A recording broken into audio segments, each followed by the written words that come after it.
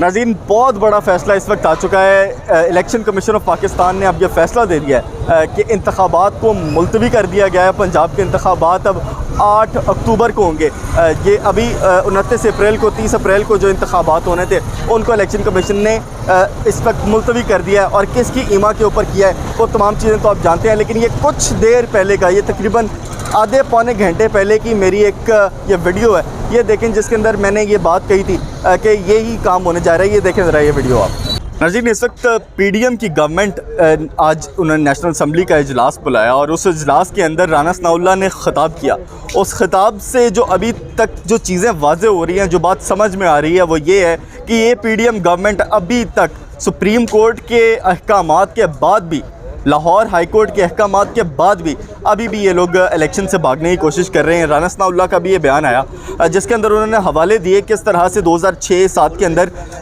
खैबर पख्तूनख्वा की असम्बली जो है वो डिज़ोल्व की गई और उसके कितने दिनों के बाद जाकर जो बाकी असम्बलियाँ हैं वो डिज़ोल्व हुई। लेकिन इसकी वजह से नेशनल असम्बली और बाकी असम्बलियों के इलेक्शन अलहदा और केपी का अलहदा नहीं हुआ, बल्कि तमाम के तमाम इलेक्शन एक साथ हुए, जिससे हमें ये समझ में आया कि ये अभी तक इस मूड में ही नहीं है कि ये जिस तरह से इमरान खान ने पहले असम्बलियाँ तोड़ी हैं, अक्टूबर के अंदर जाकर जो असल वक्त है वो शुरू होता है बाकी जो नेशनल असम्बली है उसका और बाकी असम्बलियों का। इमरान खान ने कम अज़ कम उससे 10 महीने पहले अपनी असम्बलियों को तहलील किया, जिससे बात साफ ज़ाहिर होती है कि अगर 3 महीने बाद भी इलेक्शन हो तो मुकर्ररा वक्त नेशनल असम्बली के मुकर्ररा वक्त से कम अज़ कम भी 8 महीने, 6 महीने, 7 महीने पहले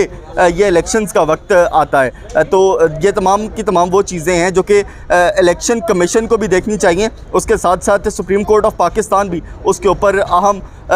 आज भी उनके रिमार्क्स आए और उन्होंने ये कहा कि अगर हमें कहीं पर भी ये बात नज़र आएगी कि इलेक्शंस को मुलतवी करने की कोशिश की जा रही है या फिर कोई भी ऐसा हथकंडा इस्तेमाल करने की कोशिश की जा रही है जिससे इलेक्शंस मुलतवी होने का ख़दशा है, तो उसके ऊपर हम मुदाखलत करेंगे। जिसके ऊपर राना सनाउल्लाह ने आज ये भी बयान दिया कि जनाब आपने मुदाखलत क्यों करनी है, आप एक काम करें, आप सिर्फ हमें हुक्म करें। अब मैं आपको एक और बात ये बता दूं कि ये जो इलेक्शंस का एक माहौल बन रहा है, अगले इलेक्शन के अंदर लोग ये समझना चाह रहे हैं कि नून लीग का या पीडीएम का असल में बयानिया क्या होगा, तो वो बयानिया भी सुन लें। सबसे पहले इन्होंने जो 2018 का इलेक्शन लड़ा वो फ़ौज मुखालिफ बयानिया के ऊपर लड़ा, वो इस्टेब्लिशमेंट